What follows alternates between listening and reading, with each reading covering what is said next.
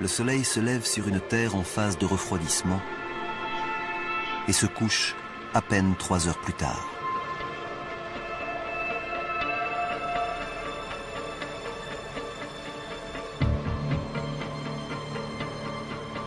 L'impact a accéléré la rotation de la Terre. À ce stade, une journée ne dure que 6 heures. Mais sa lente évolution se poursuit. Pour mieux comprendre comment notre planète s'est formée, il faut avancer de plusieurs millions d'années.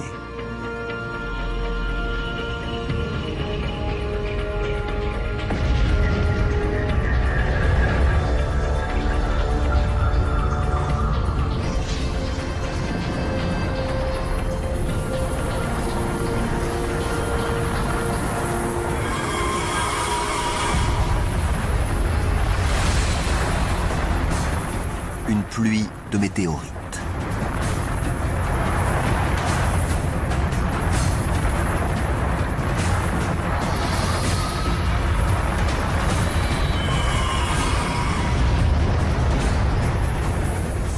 Il y a 3,9 milliards d'années, des débris issus de la formation du système solaire s'abattent sur la Terre.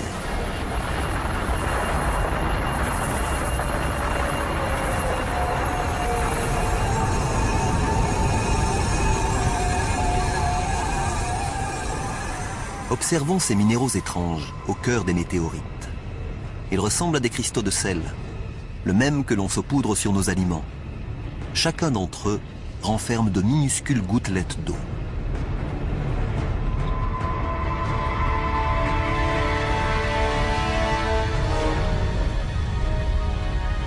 Ces projectiles célestes pourraient bien contenir l'ingrédient essentiel à la vie sur Terre.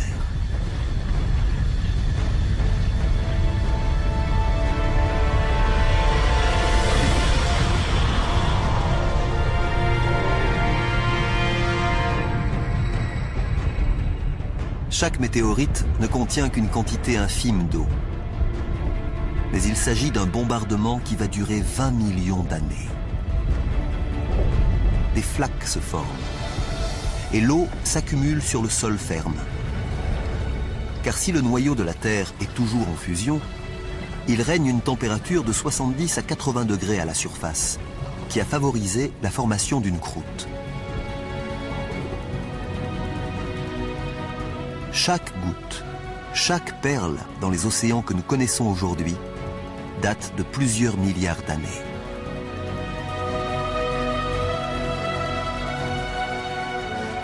Elles ont parcouru des millions de kilomètres avant d'atteindre la Terre.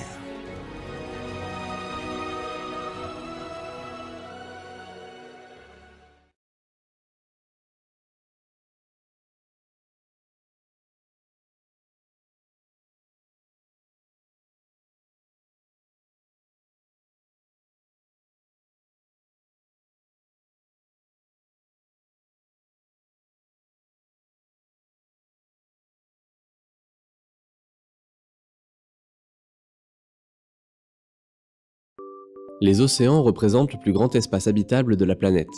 Ils recouvrent plus de 70% de la surface du globe et contiennent 97% des réserves d'eau mondiale, soit 1,335 milliard de kilomètres cubes d'eau, ce qui correspond à une baignoire de plus de 1100 km de côté. En moyenne, l'océan a une profondeur de 3700 mètres, mais à certains endroits, il peut atteindre des profondeurs vertigineuses. Mais quelle est la profondeur de l'océan ? À sa surface, l'océan abrite de nombreuses espèces animales et la quasi-totalité des mammifères marins. C'est la zone épipélagique. La baleine bleue vit généralement à une profondeur de 100 mètres, dans une zone où la lumière du soleil permet encore un foisonnement de vie et de nourriture.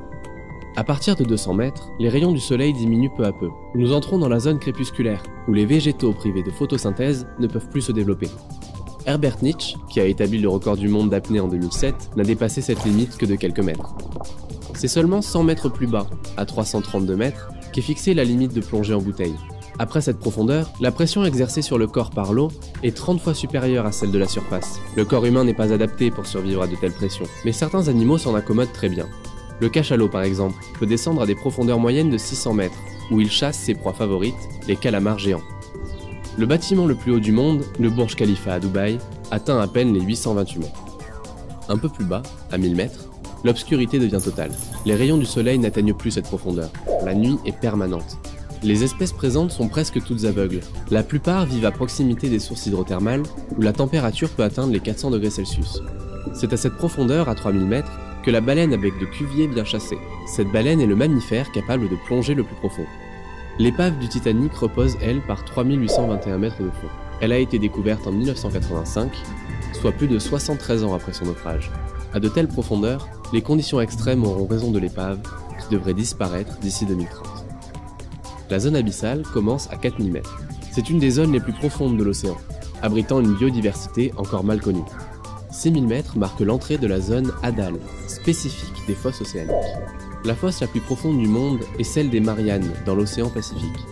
Le mont Everest, la plus haute montagne de la Terre culminant à 8848 mètres, pourrait y tenir en entier, et il resterait plus de 2000 mètres de profondeur avant d'atteindre le fond de la fosse.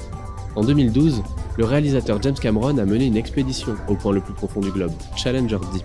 Il a atteint la profondeur de 10 828 mètres à l'aide d'un sous-marin monoplace. Mais le cinéaste n'a pas pour autant battu le record, toujours détenu par le Suisse Jacques Picard. Il a réussi en 1960 l'exploit d'atteindre 10 916 mètres, le fond de Challenger Deep, avant qu'une fissure sur son hublot ne l'oblige à regagner la surface. Depuis, des robots autonomes ont été envoyés pour étudier cette région reculée de l'océan, découvrant à chaque exploration de nouvelles espèces animales inconnues. Selon les dernières estimations, nous ne connaîtrions que 5 à 10% des profondeurs marines. Depuis 1969, 12 personnes ont foulé le sol de la Lune, alors que 3 seulement ont touché le fond des océans.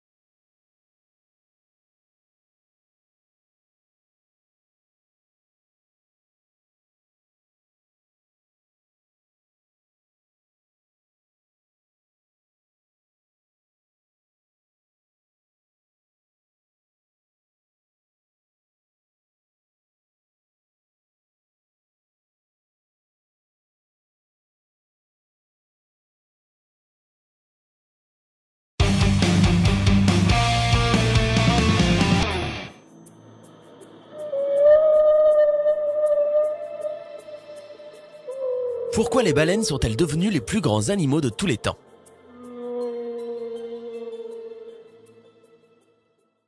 L'orque, la baleine à bosse, le beluga, la baleine grise. Bref, on a compris, il existe différentes sortes de baleines. Plus de 80 pour être exact. Même si elles diffèrent un peu de couleur et de forme, elles sont plutôt impressionnantes en taille. Le cachalot par exemple est le prédateur aux plus grandes dents sur Terre, et la baleine bleue est le plus gros animal qui soit. C'est exact. Plus grosse que les dinosaures, que les mammouths ou toute autre créature ayant déjà vécu sur notre planète. Plutôt impressionnant, non? Lorsque les baleines sont arrivées sur Terre il y a environ 50 millions d'années, elles ne ressemblaient en rien à celles d'aujourd'hui. En fait, elles ne vivaient même pas sous l'eau. Voici la première baleine, Pachycetus. Plutôt mignonne, non? Enfin, pour une baleine.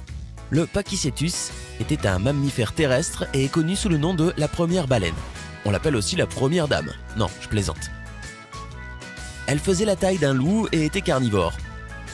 Comment sait-on tout cela? Selon l'American Museum of Natural History, les fossiles trouvés au Pakistan en 1983 ont révélé que ces animaux vivaient sur Terre dans des eaux peu profondes, appelées océans Téthys. Certains scientifiques pensent que le Pachycetus était un habitant de la Terre qui a été obligé de nager dans l'océan à cause d'un manque de nourriture sur la Terre ou à cause de températures trop chaudes. En passant de plus en plus de temps dans l'eau, l'animal a évolué pour devenir une créature qui vivait dans l'eau. Au fil des siècles, cette évolution a aidé les baleines à développer des caractéristiques comme les nageoires au lieu de pattes afin de s'adapter à la vie marine. Le Pachycetus présente des caractéristiques similaires à la baleine dans son anatomie comme un long crâne. Les paléontologues ont également appris qu'il n'avait qu'un seul os de l'oreille. Or, ceci est inhérent à la baleine. Donc on voit quelques similarités avec les baleines d'aujourd'hui et l'ancien Pachycetus. Mais comment ont-elles fait pour parvenir à une telle évolution? Tout comme les autres espèces sur notre planète, le Pachycetus a évolué grâce à des changements environnementaux avec le temps, qui ont influencé l'habitat de l'animal, son régime et son comportement. Le musée d'histoire naturelle de Londres explique que l'un des premiers animaux évolués à venir du Pachycetus était une espèce appelée Ambulocetus. Non, rien à voir avec les ambulances. Elle vivait près des estuaires il y a 50 à 48 millions d'années. Tout comme le Pachycetus, cette espèce de baleine précoce mesurait 1,22 mètres.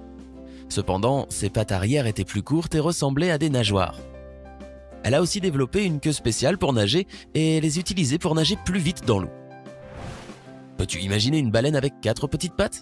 C'est plutôt mignon, non? Durant une période d'environ 37 millions d'années, le Pachycetus a graduellement évolué pour se multiplier en 80 espèces de baleines. Tu as bien entendu. Il lui a fallu 37 millions d'années pour mener à bien cette évolution. C'est pourquoi, il y a 27,5 millions d'années, l'une des premières baleines était bien plus petite que celle d'aujourd'hui. Ces espèces particulières de baleines ne mesuraient que 5,5 mètres de long et avaient des fanons au lieu de dents. Les fanons sont le système de filtration que les baleines possèdent pour repousser l'eau en dehors de leur bouche, mais pour garder les animaux, comme le krill, des petits crustacés, pour les manger.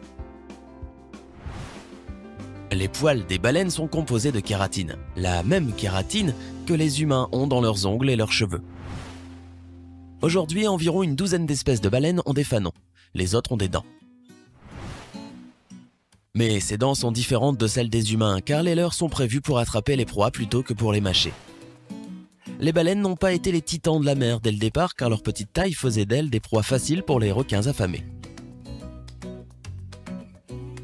Il y a seulement 3 millions d'années que les choses ont commencé à tourner en faveur des baleines. Et cela s'est passé lors de l'âge de glace. Les températures ont commencé à chuter et les baleines ont instinctivement commencé à prendre du poids pour rester au chaud. Tout comme nous le faisons l'hiver. Grâce au changement d'environnement et de température dans l'océan, le sol marin est devenu plus riche en plancton. Et avec ce plancton sont venus les krills affamés. C'était un peu le buffet à volonté pour les baleines à ce moment-là. Les baleines se remplissaient la panse et elles sont devenues de plus en plus grosses. Celles qui ont développé les fanons au lieu des dents ont su tirer profit de ce festin qui n'en finissait jamais, puisqu'elles étaient mieux équipées pour avaler des quantités plus denses de nourriture. Et comme elles gagnaient en taille, elles étaient capables de nager de plus longues distances pour chercher encore plus de nourriture et pour atteindre des eaux plus chaudes, ce qui les encourageait à grandir encore plus. Combien de kilomètres peut parcourir une baleine, demandes-tu? La baleine à bosse d'aujourd'hui peut parcourir plus de 8000 km chaque année. C'est l'un des animaux qui migrent le plus au monde. Les baleines sont les plus gros animaux de notre planète aujourd'hui. La baleine bleue par exemple pèse plus lourd qu'un Boeing 757, passagers et sachets de cacahuètes non inclus. Et leur nombril fait la taille d'une assiette de plat principal. Toujours pas impressionné? La baleine bleue est tellement grande aujourd'hui que si tu prenais tous ces vaisseaux sanguins et que tu formais une ligne continue, bon, bien évidemment la baleine mourrait, mais ces vaisseaux pourraient s'étendre de Pluton au Soleil, aller-retour. Plus de 2 fois et demi. Est-ce que tu es impressionné? Moi oui. Les baleines d'aujourd'hui ont bien évolué depuis le Pachycetus, mais on peut quand même voir la marque de leurs ancêtres, et pas seulement pour les yeux. Certaines baleines ont toujours des restes de ce qui était à l'époque un os de patte arrière dans leur squelette, mais on ne le voit pas avec la peau par-dessus.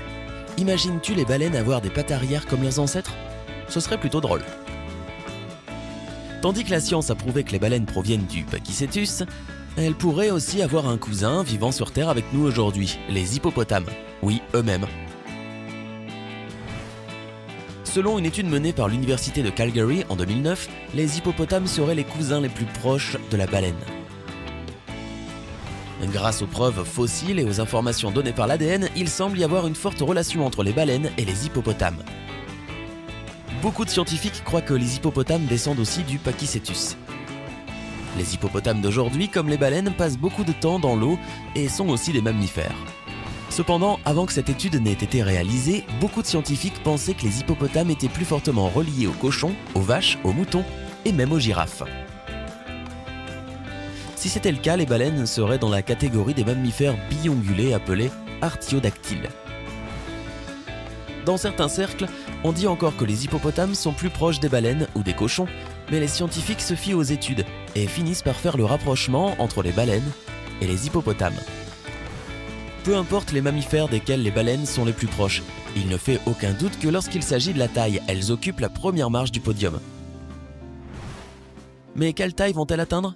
Beaucoup de scientifiques pensent que les baleines ont atteint leur capacité maximale une fois qu'elles mesurent 33,2 mètres. C'est parce qu'à 33,5 mètres, une baleine ne peut pas physiquement fermer sa bouche en 10 secondes, et elle laisserait alors s'échapper ses proies. Si elle prenait plus de temps, elle ne serait pas capable de manger, ce qui provoquerait sa mort. Savais-tu qu'une baleine de 33,2 mètres pouvait avaler assez d'eau pour remplir un grand salon? Et ce, sitôt qu'elle ouvre la bouche pour se nourrir.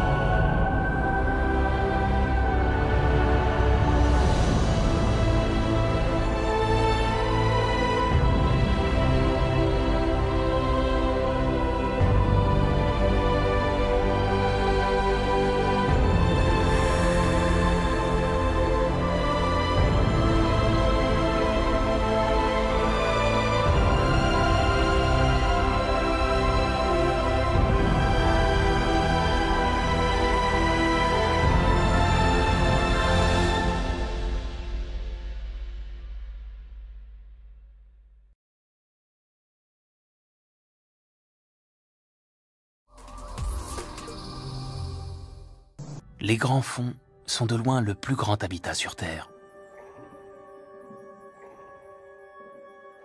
Et ils abritent les plus étranges prédateurs.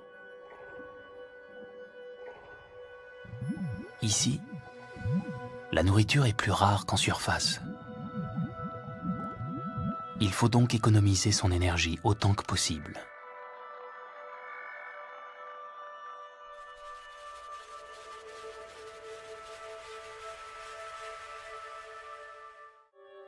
Dans ces profondeurs, on trouve également de dangereuses méduses. La plupart se laissent dériver en écartant leurs tentacules venimeux.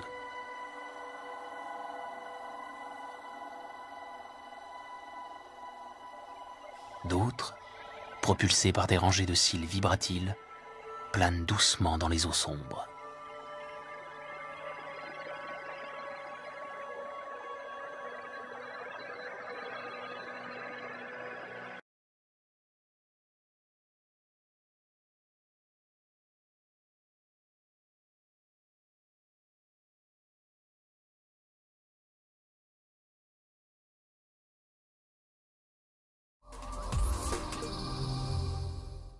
À la seule évocation de leur sourire carnassier ou de leur nageoire dorsale fendant la surface, on se fiche de peur. Pourtant, Cristina Zenato, plongeuse depuis plus de 22 ans, les connaît sous un jour différent. Elle a même noué un lien très particulier avec un requin de récif baptisé Foggy Eye. Je viens d'une famille où on a toujours pensé que tous les animaux marins étaient bons par nature. Donc chez moi, personne n'a jamais particulièrement eu peur des requins. Je nourris une passion secrète pour les espèces que les gens considèrent généralement comme effrayantes ou dangereuses. Chaque animal joue un rôle essentiel dans la nature. C'est pour ça qu'il faut les comprendre. À l'entendre, ces prédateurs redoutables souffrent principalement d'un problème d'image. Ce sont de grands incompris. Les requins incarnent la perfection.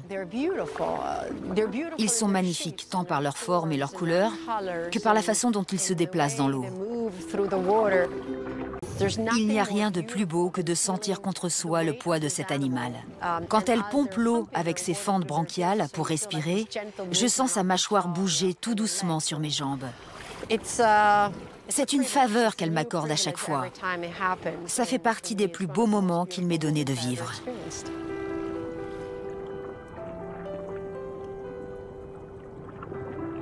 Il existe à ce jour peu d'études scientifiques sur ce qu'un requin peut ressentir. Mais grâce à la relation qu'elle entretient avec cette espèce en général et avec Foggy Eye en particulier, Cristina pense qu'il nous reste encore beaucoup à apprendre.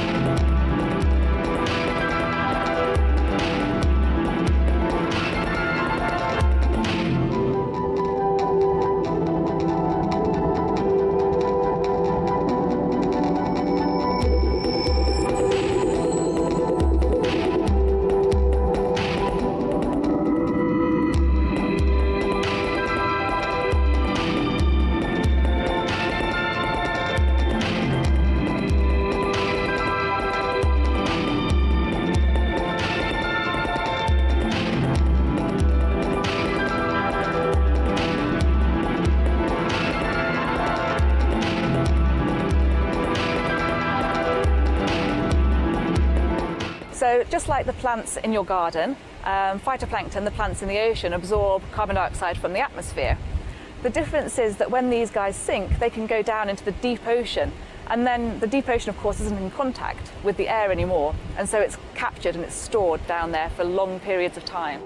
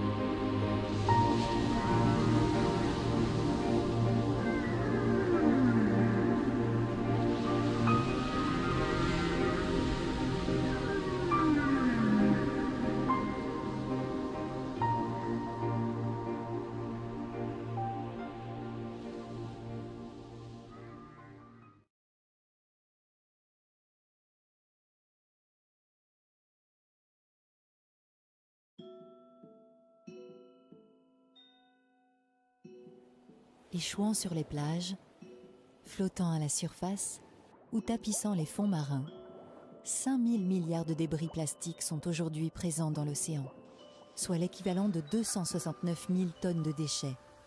C'est au cœur des gyres, ces tourbillons d'eau formés par les courants marins, qu'une grande partie d'entre eux s'accumule.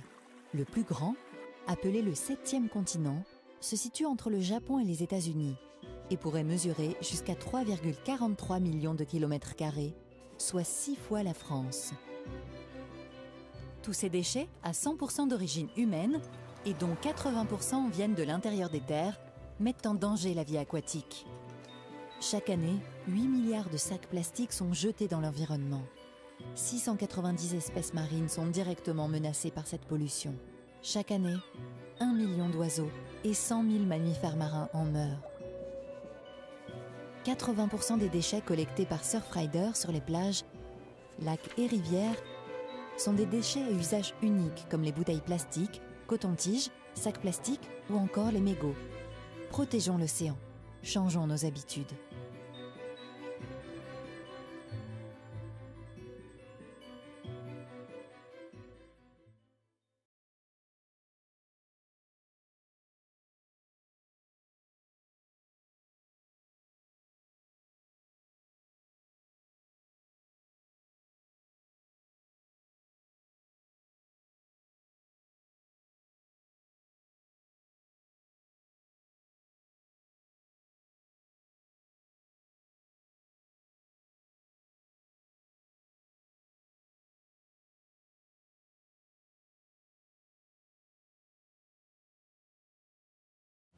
Les dauphins désorientés foncent tous ensemble vers le rivage. Sous le regard médusé des vacanciers, ils viennent s'échouer sur la plage dans un véritable carambolage. Quelques instants plus tard, la mer se retire, laissant 30 dauphins au bord de l'asphyxie. Dans l'eau, les dauphins utilisent leurs nageoires et leur queue pour se déplacer. Mais sur Terre, leur gesticulation n'arrange rien.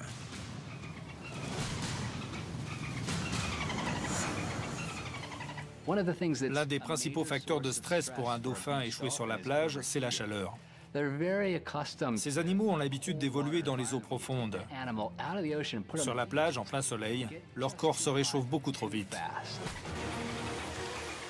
Les spectateurs réalisent l'urgence de la situation. Ils se portent au secours des dauphins, les attrapant par la queue pour les remettre à l'eau. La tâche n'est pas facile, car ces animaux peuvent peser plus de 90 kilos. Une opération de sauvetage comme celle-là n'est pas une mince affaire. Ces mammifères marins ont l'air robustes, mais ils sont en réalité assez fragiles. Si vous tirez la queue d'un dauphin, vous risquez d'endommager ses vertèbres. Mais les sauveteurs n'ont pas le choix. Pendant de longues minutes, ils jettent toute leur force dans la bataille. Les dauphins sont désorientés et terrorisés. Enfin, le dernier dauphin échoué est remis à l'eau.